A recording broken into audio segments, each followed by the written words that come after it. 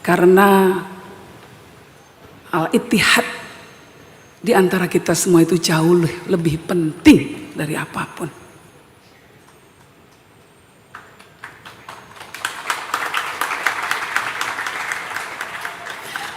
Darul mafasid muqaddimu ala jalbil masalih. Sekarang sudah jelas, yang di depan mata kita ini ada mudarat yang besar, yaitu mudarat perpecahan. Ini yang harus menjadi prioritas utama kita. Nah, itu saya mendukung seruan dari Kiai Haji Said Agil Siroj yang mengatakan mungkin lebih baik tambang diberikan kembali kepada pemerintah.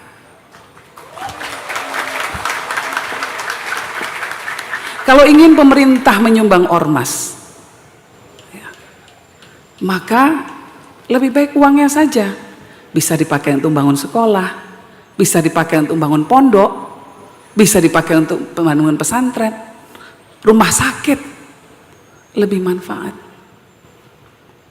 Tapi kalau seperti ini, mudaratnya jauh lebih besar.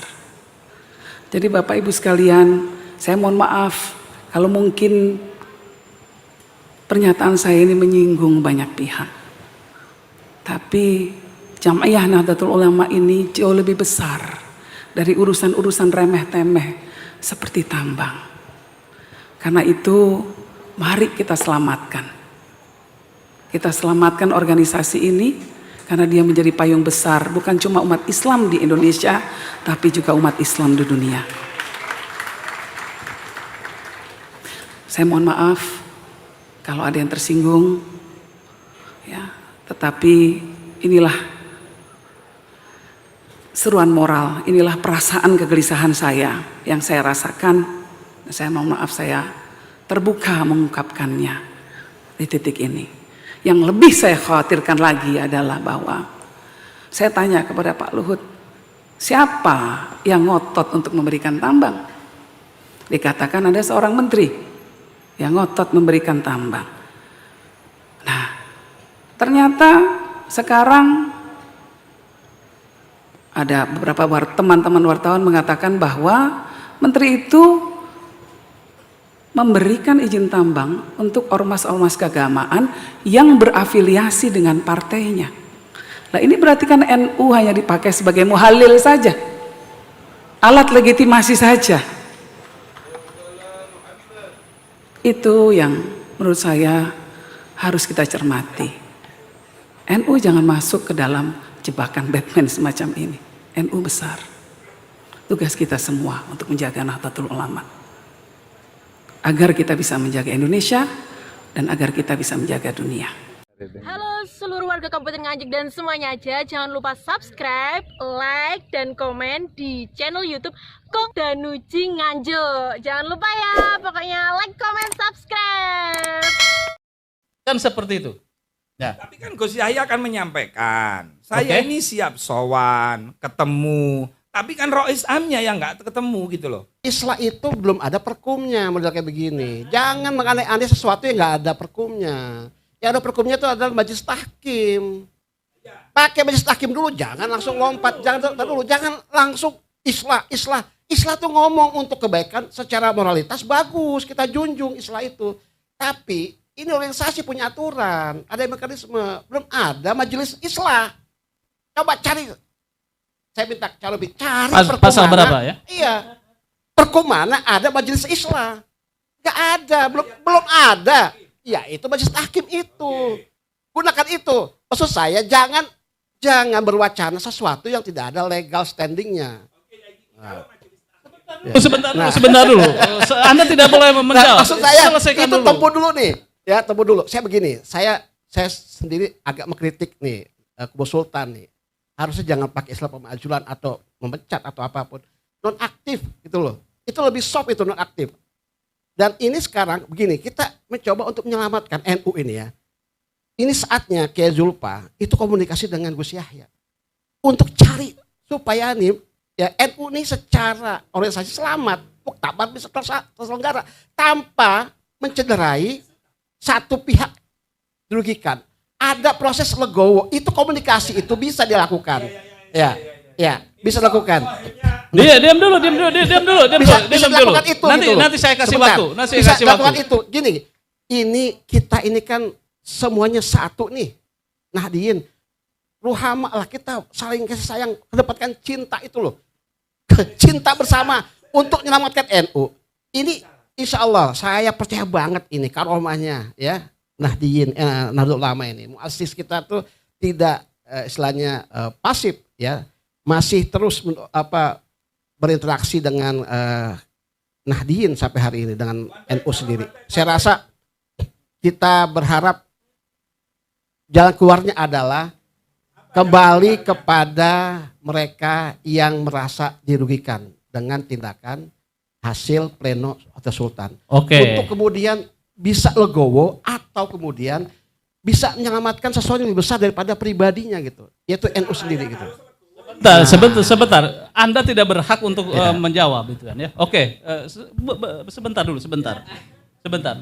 Jadi menurut Anda bahwa solusinya Gus Yahya harus mundur, harus legowo terhadap keputusan Pleno Sultan. Gini ya, Pleno Hotel Sultan. Karena begini, Perkum nomor 13 2025 juga disahkan oleh Gus Yahya. Oke. Yang ikut menghadiri Perkum itu juga Gus Yahya. Semua Perkum-Perkum itu Gus Yahya hadir gitu loh. Sekarang Perkum itu balik ke dia kan. Untuk kemudian ditegakkan. Jadi gini, jangan dianggap Perkum 13 2025 itu Gus Yahya gak hadir. Itu jelas semua itu pasal-pasalnya gitu. Artinya sekarang beliau yang kemudian terkena Perkum ini. Nah, tinggal mekanisme gimana supaya beliau itu terhormat untuk kemudian turun dari jabatannya bukan dengan cara Oke. ya. Iya. Cara gimana? Ada aturan majelis tahkim untuk membela. Kalau Gus Yahya Dirinya. tidak terima maka ke majelis tahkim. Iya. Tetapi solusi menurut Anda yang soft landing, Gus Yahya nerima atau legowo Legowo. terhadap keputusan pleno. Karena sebentar lagi juga Oke, akan iya. waktunya turun gitu.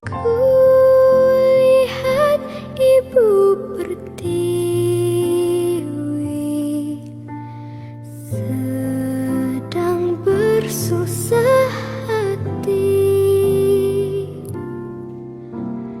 Air matamu berlinang, mas intanmu terkenang.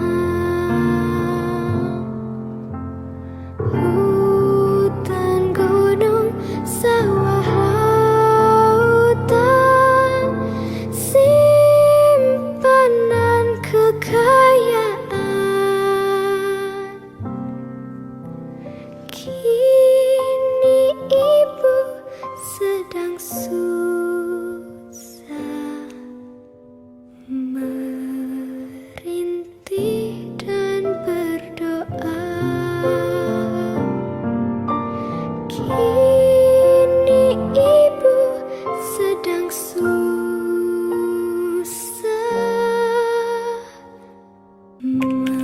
merintih dan berdoa.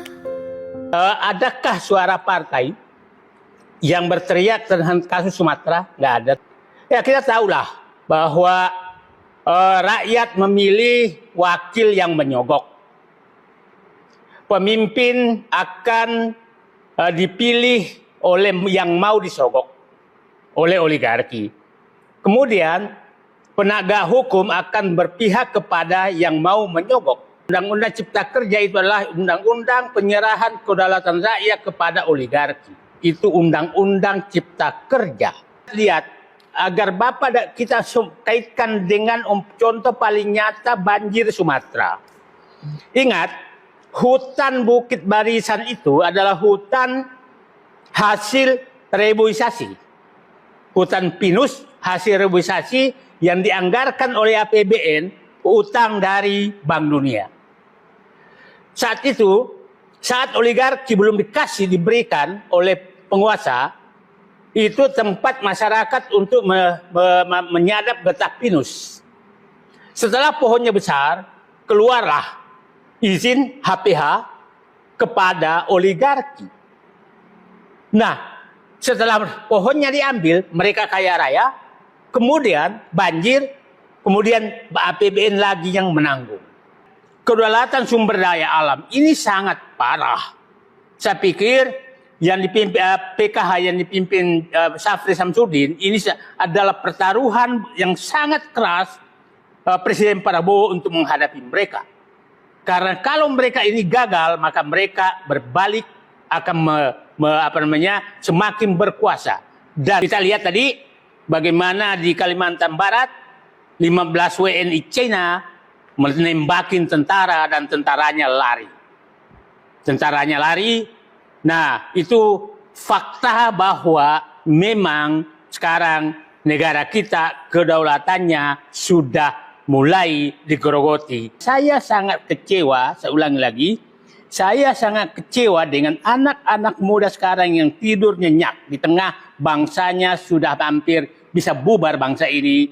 Oligarki bisa membubarkan bangsa Indonesia, sangat bisa. Dan kita lihat, saya sangat tidak bosan-bosan mengulangi, bayangkan kasus Morwali, seorang menteri pertahanan menyatakan ada republik dalam republik, ada negara dalam negara, melakukan serangan balik terhadap sikap Presiden Prabowo untuk menertibkan oligarki. Serangan baliknya sedang dipersiapkan, dan saya menduga Perpol 10/2025 itulah bentuk serangan balik oligarki kepada ketegasan Presiden Prabowo. Nah, insan-insan masih punya otak waras yang bisa bergabung untuk menyelamatkan bangsa ini agar tidak dikuasai dan diambil alih atau bahkan dibubarkan oleh oligarki. Jadi gini, supremasi Syuriah itu kami pernah sampaikan di PWNU. Betul dilindungi oleh ADART. ADART itu menyebutkan gitu bahwa Rois Am atau Rois Syuriah di PWNU dan PCNU adalah pimpinan tertinggi. Ya. Tapi yang namanya organisasi, apalagi Nahdlatul Ulama ini kan organisasi besar. Iya. Yang keputusannya itu kolektif kolegial. Betul. Apalagi ada klausul di situ.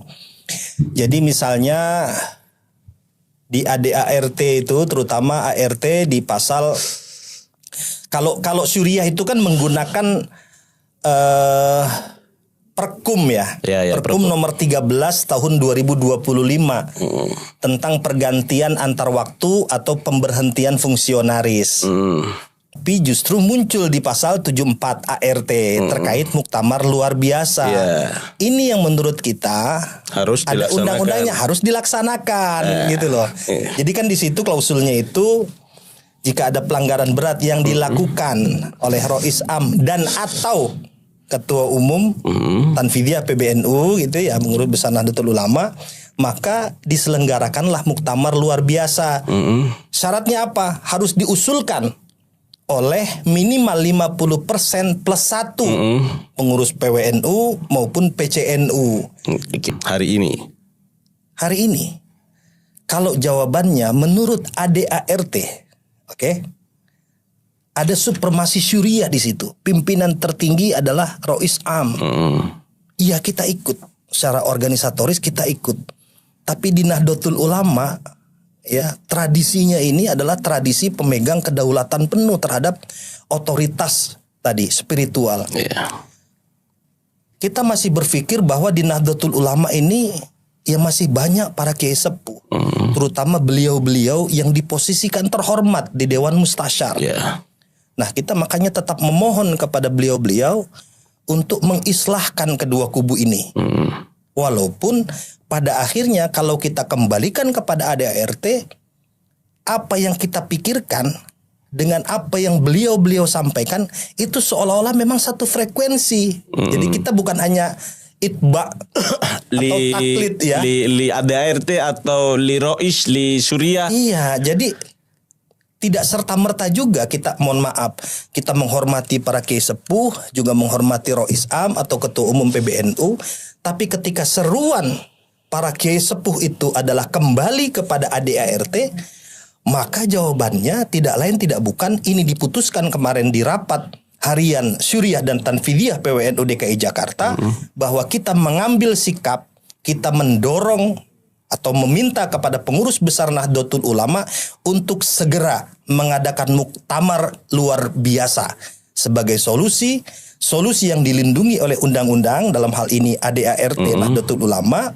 juga kita anggap itu sebagai solusi ya dari kebuntuan kedua belah pihak ini. Dalam forum itu kan juga bisa nanti ada rekonsiliasi, ada klarifikasi atau yang diinginkan tadi Kang Aib bilang ada tabayun dari ketua umum gitu kan. Itu bisa di forum itu. Konsesi tambang yang dulu pernah kita bahas di sini juga sama Bang Ajus nih. Bener demikian Bang. Jadi gini, nggak apa-apa ya kita bicara podcastnya santai. Itu sudah kalau teman-teman bisa dengarkan, bisa lihat bersama banyak di media juga disampaikan, bocor halus bahkan lebih detail ya. Walaupun ada juga sisi-sisi yang tidak disampaikan di situ, yang kami atau saya pengurus PWNU itu tahu dan mungkin juga banyak pengurus yang tahu gitu. Cuma kan karena ini kaitannya dengan para romo yai, para kiai. Ya kita terhalang untuk menyampaikan itu. Walaupun sebetulnya untuk keutuhan organisasi ya sah-sah saja. Jadi saya tidak sependapat dengan kawan-kawan yang melarang untuk mendiskusikan hal-hal yang mungkin agak sensitif seperti ini. Tapi saya pikir untuk kebaikan organisasi sah-sah saja. Jadi gini, versinya atau kubunya Rois Am ini menyampaikan bahwa ada aliran 100 miliar dana dari Maming itu, dari bendahara umum ketika itu. Itu kalau kita lihat di media juga sudah banyak ya klarifikasi dari Mas Mantri atau Sumantri itu, wakil bendahara umum. Beliau menyatakan bahwa betul itu duitnya saudara Maming. Duit 100 miliar itu akadnya adalah akad pinjaman. Akadnya ditaruh di PBNU tapi tidak semua untuk PBNU. Terserah istilahnya itu, pinjaman atau ada indikasi TPPU. Ternyata Mas Sumantri bilang enggak kok, ini Maming itu tidak terindikasi TPPU gitu. Delik yang dibebankan kepada beliau tidak ada TPPU. Nah, duit 100 miliar itu tidak mengendap di PBNU, tapi dikembalikan. Sisa sekitar kurang lebih 20 miliar yang itu digunakan operasional oleh pengurus PBNU dan juga oleh saudara Maming sendiri. Jadi seperti itu. Itu versinya Pak Mantri Surya Rois Am ya, yang duit 100 miliar itu kemudian dijawab dengan klarifikasi dari Pak Sumantri tadi. Nah, bagaimana dengan versinya kubunya ketua umum? Beliau menyampaikan, sebetulnya kan ada yang di depan panggung, ada sesuatu yang terjadi di belakang panggung gitu ya. Tadi urusan Maming itu beliau para kiai ini di jajaran atau di kubunya ketua umum menyampaikan itu yang di depan, yang tersampaikan, yang tidak tersampaikan ada apa? Kaitannya dengan konsesi tambang. Terkait IUPK itu yang untuk organisasi. Di situ katanya sudah ada transaksi. Di situ disampaikan sudah ada juga dana yang masuk, yang itu perlu juga diklarifikasi gitu kan. Yang tadi kan sudah diklarifikasi nih. Ada yang belum diklarifikasi. Nah, kebuntuan inilah akhirnya menjadi perbincangan di warung-warung kopi, terutama di media-media sosial. Rame lah ini. Akhirnya mencuat duit kaitannya dengan para pengusaha tadi. Ada yang inisial BT, ya kan, ada juga yang inisial lain sebagainya yang dianggap oleh Surya ini sudah berjalan, ketua umum harus ikut kita. Ternyata versinya ketua umum nggak bisa. Ini Pak Presiden harus tahu, kita minta persetujuan dari Pak Presiden bagaimana pengelolaan ini. Khawatir Pak Presiden tidak setuju dengan inisial BT tadi, nanti nggak akan berjalan dengan sempurna ini tambang kita gitu kira-kira. Bahwa polarisasi itu sudah terjadi saat ini. Sudah terjadi. Ada yang PWNU, ini yang terbaru nih, PWNU Jawa Barat misalnya, Kiai Haji Zulfa Mustafa sebagai PJ Ketua Umum silaturahim. Kemudian Rois Surya PWNU-nya mengundang ya jajaran pleno. Pleno itu biasa kita sebut harian Surya Tanfidiyah, kemudian ada mustasyarnya juga di situ, ada Akwan, ada juga ketua-ketua lembaga dan badan otonom. Oke. Terjadilah silaturahim itu. Nah, ketuanya marah. Kenapa? Karena kan hasil kesepakatan, ini yang saya lihat di rilis berita ya, di yang beredar di media sosial. Kiai Haji Johadi tuh marah, nggak terima. Kok bisa Rois kami bahkan bukan menerima PJ, tapi bahkan mengundang PJ untuk hadir. Gitu. Artinya kan ini ada polarisasi. Nah ini terjadi juga di beberapa atau di sebagian besar PWNU dan PCNU di daerah-daerah gitu. Karena ya, tapi kita inginkan, yang kita yakinkan ini akan terjadi adalah rekonsiliasi, islah. Gus Yahya sebagai ketua umum meminta maaf kepada Rois Am dan Rois Am memaafkan. Gitu kira-kira Kang Ayub.